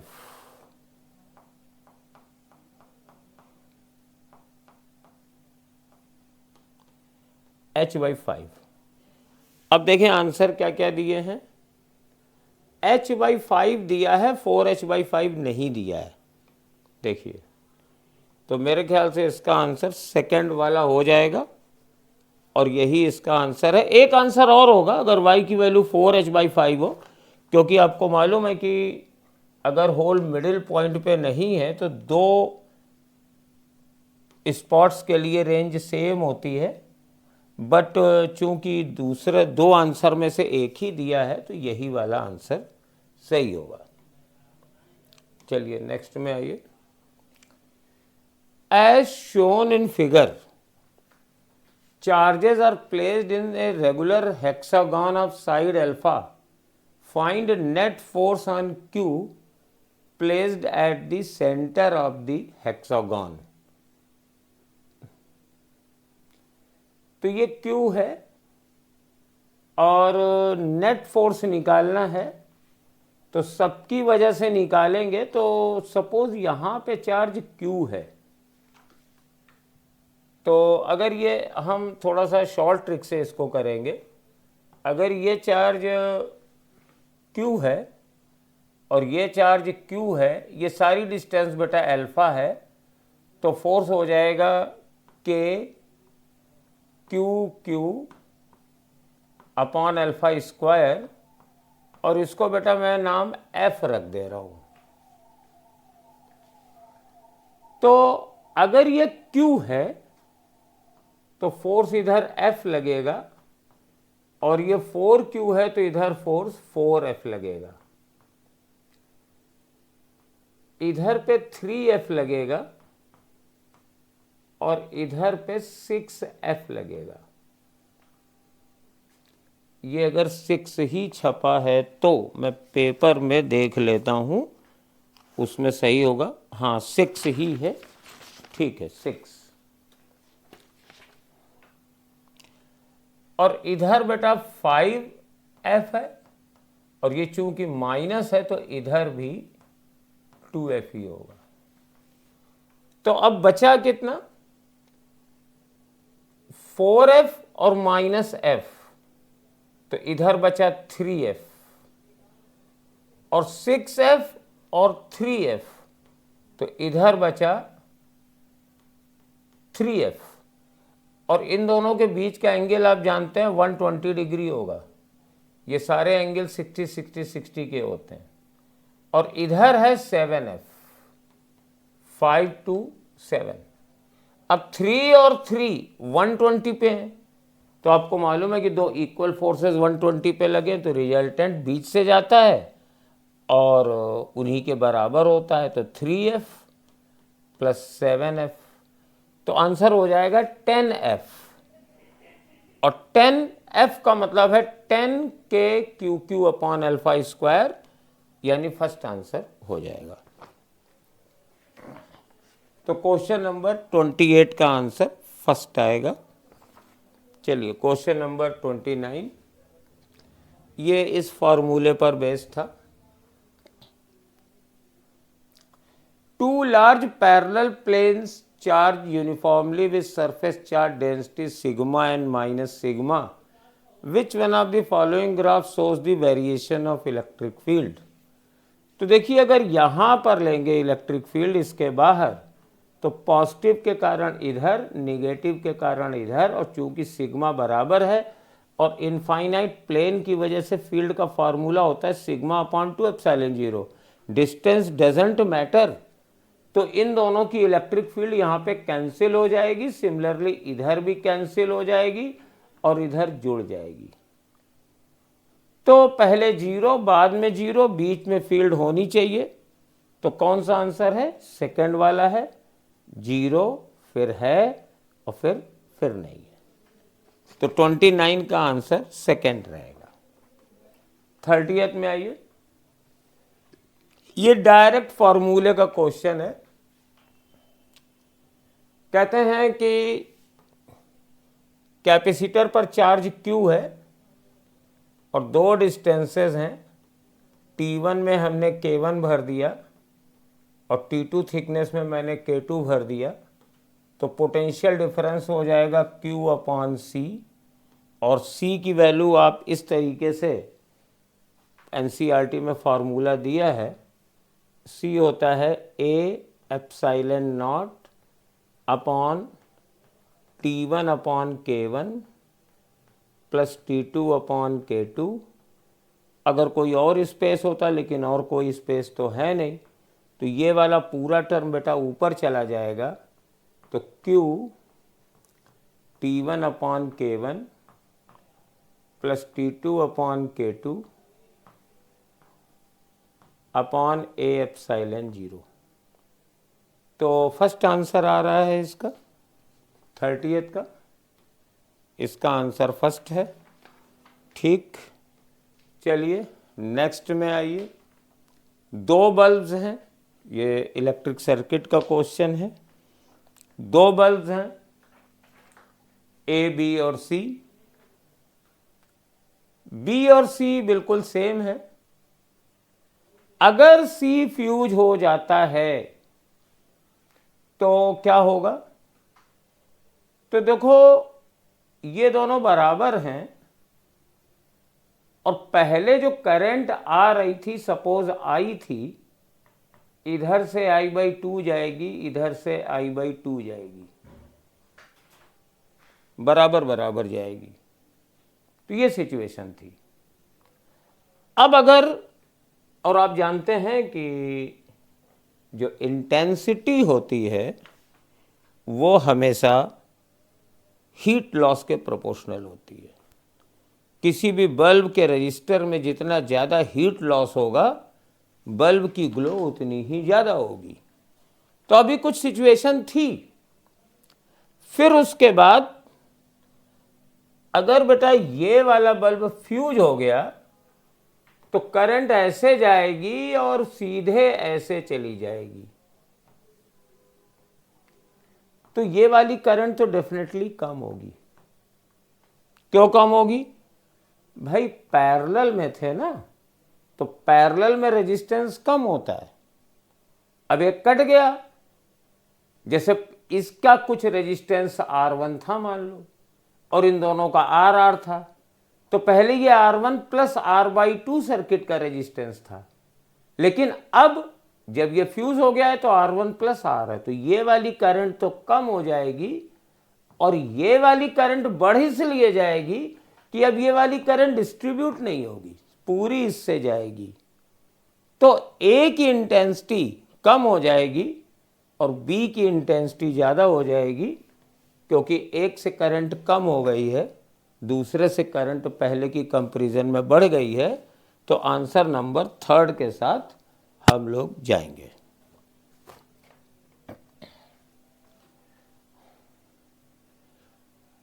ये बहुत इंपॉर्टेंट क्वेश्चन है। In an ammeter 0.2% of main current passes through the galvanometer if resistance of the galvanometer is G, then resistance of ammeter will be। तो ये G है और ये हमारे पास S है, और ये पूरा अमीटर है। तो यहां से करंट अगर मेरे पास 100 जा रही है तो गैल्वेनोमीटर से पास होने वाली करंट 0.2 है।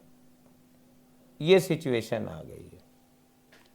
तो कहते हैं कि अमीटर का रेजिस्टेंस क्या होगा। तो देखिए, हम लोग इसको ऐसे करेंगे कि ये जितनी भी करंट है, ये वाला कितना वोल्टेज होगा, G इंटू 0.2 बराबर, और इस पूरे अमीटर का रेजिस्टेंस अगर हम R मान लें तो हो जाएगा, ये क्या हो रहा है भाई, R इंटू 100, क्योंकि जितनी करंट इससे जाएगी उतनी ही इससे भी जाएगी। तो G बराबर आ जाएगा मेरे पास, सॉरी,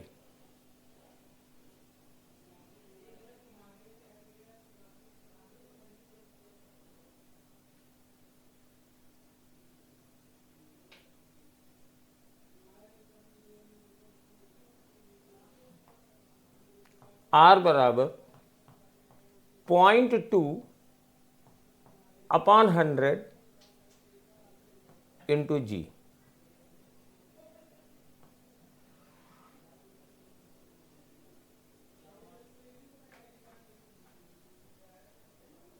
तो ये आ जाएगा 2/1000 G,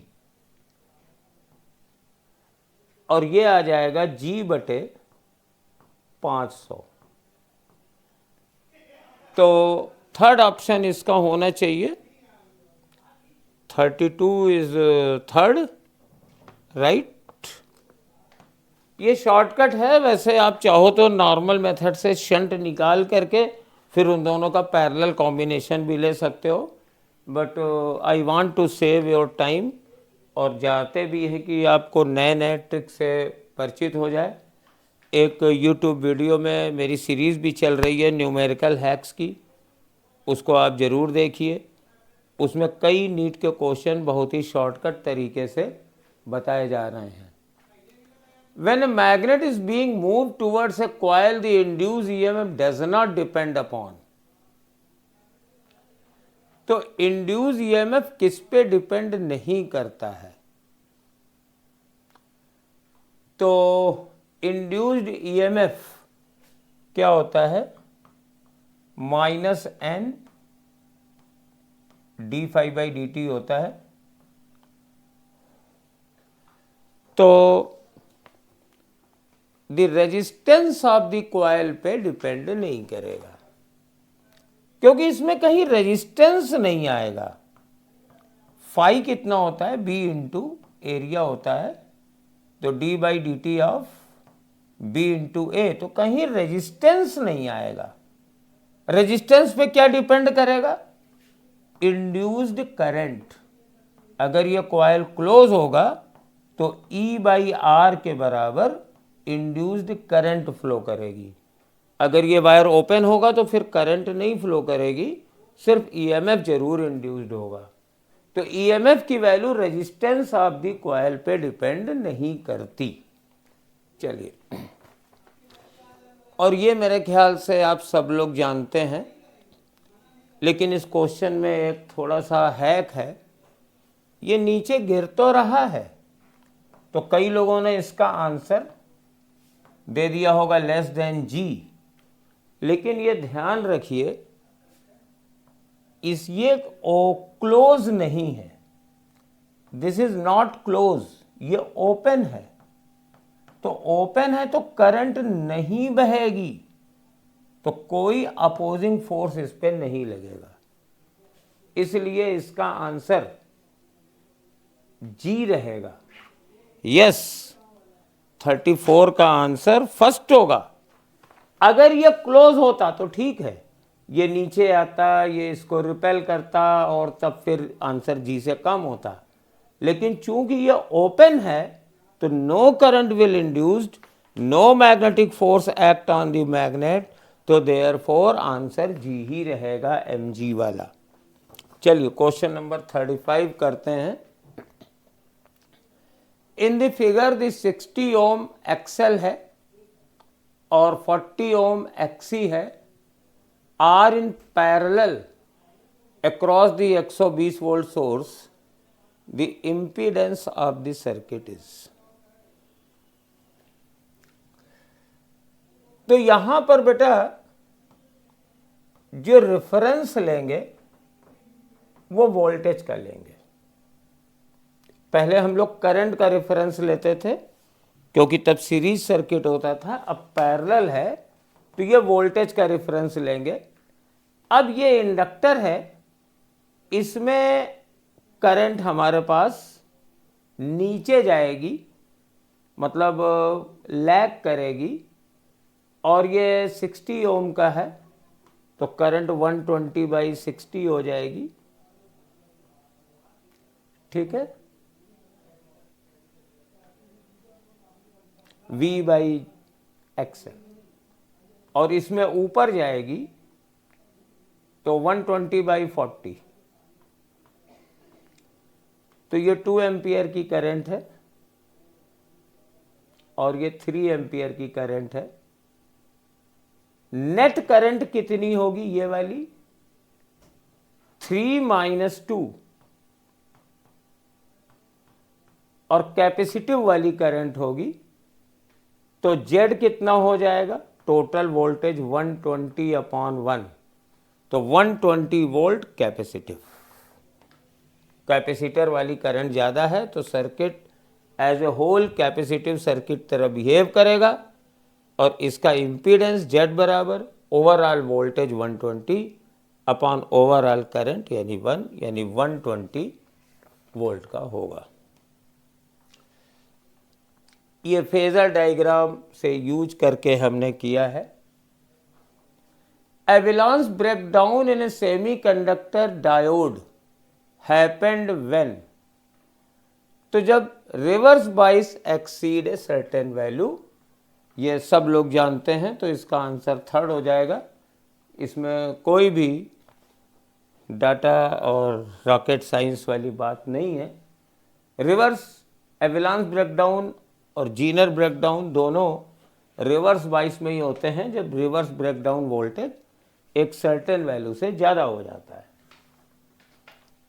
the relationship between electric field and magnetic field be in A electromagnetic wave, तो आप जानते हैं E अपॉन बी बराबर होता है C, यानी under root mu naught epsilon naught. तो B ऊपर ले जाइए, फर्स्ट वाला रिलेशन आ जाएगा 37 का। बहुत ही सिंपल टाइप का क्वेश्चन था, आप डेफिनेट कर लेंगे, ये लिखा भी है। हाँ, तो उम्मीद है आपने कर लिया होगा। अब देखिए इसको हम लोग करते कैसे हैं। एक आपको फंडा बताते हैं कि जैसे ये मिरर है, ये ऑब्जेक्ट है, ये इसकी इमेज है, तो ये इसके परपेंडिकुलर बाइसेक्टर में होती है।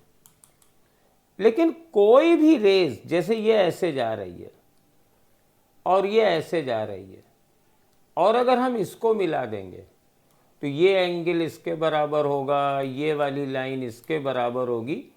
तो यहाँ पर हम लोग क्या करते हैं, एक काम ये करते हैं कि यहाँ से जो लेंथ मुझे मालूम है, ये इसको मिलाते हैं। ये लंबाई 10 सेंटीमीटर है और ऑब्जेक्ट यहाँ कहीं बनेगा, तो ये भी 10 सेंटीमीटर होगी और दोनों एंगल बराबर होंगे, यानी ये angle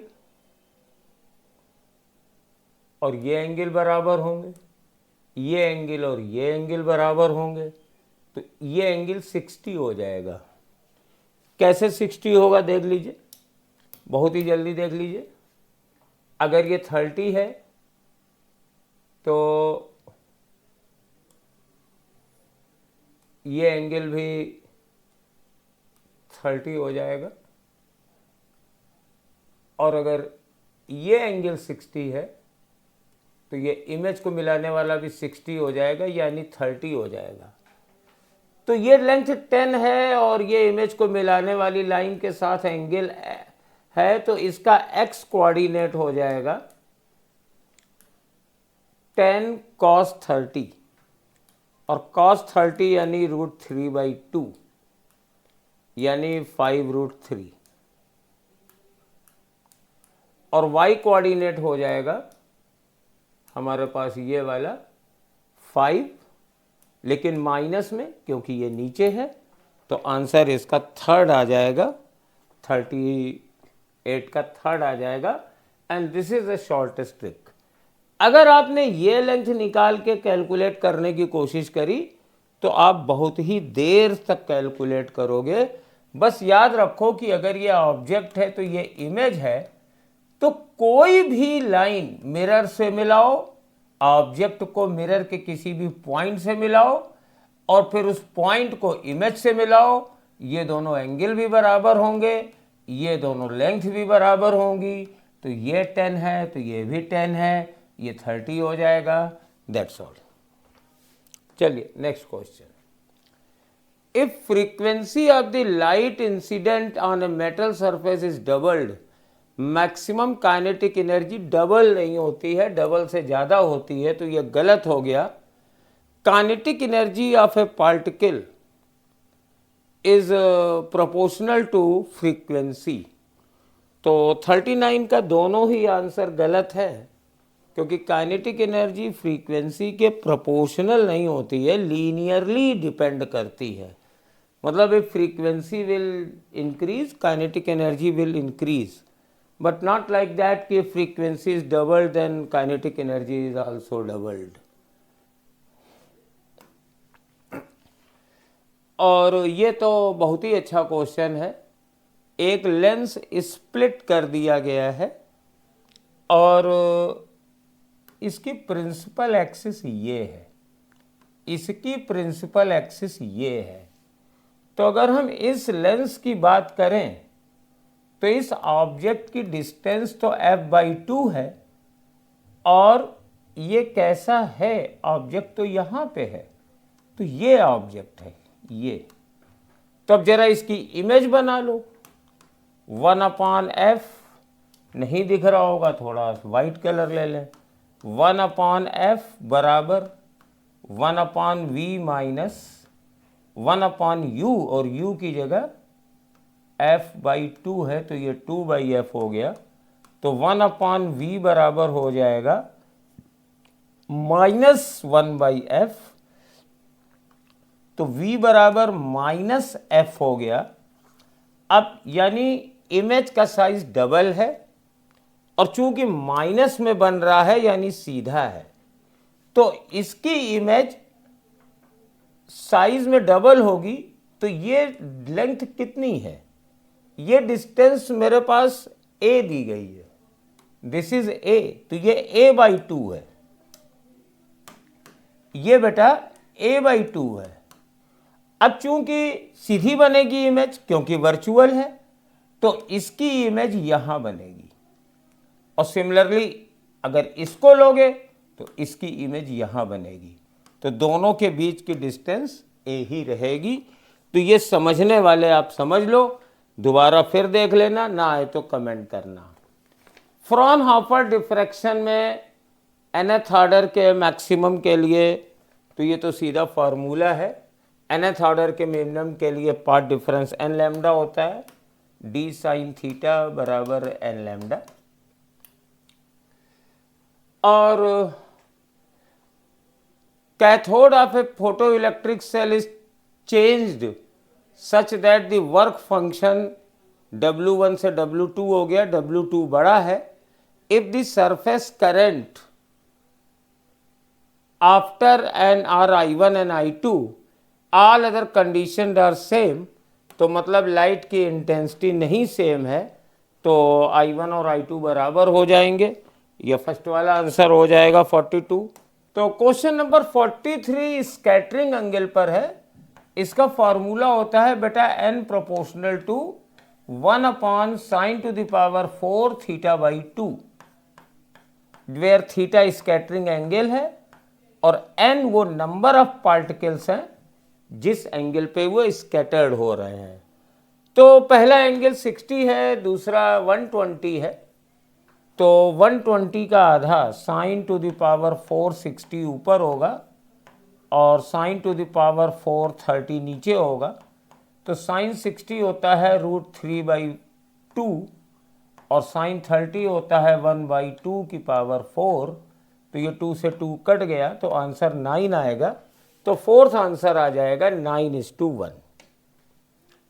the ratio of both side, ये तो याद होगा, R proportional to n square होता है। तो पहली रेडियस अगर 1 पे है तो दूसरी 4 पे होगी, तो 1:4:9 × 16 इसका आंसर होता है। रटा रटाया आंसर है। और क्वेश्चन नंबर में what is the current flowing in the circuit, तो ये तो रिवर्स बाइस में है, इसमें तो करंट जाएगी नहीं। तो I बराबर हो जाएगा 12/4 + 2 यानी 2 एम्पियर की। सीधा सा क्वेश्चन था। तो इस तरीके से बेटा RBTS की सीरीज़ ख़त्म हुई। आप बताना सीरीज़ कैसी लगी। हम लोगों ने ट्राई किया कि जिस चैप्टर के क्वेश्चन हैं उसमें हर टाइप के क्वेश्चन कवर करें और क्वेश्चन थोड़े नए भी हों। तो thank you for watching this series. और अब बेटा FST में जुड़ जाओ, इसके साथ मर्ज होने जा रही।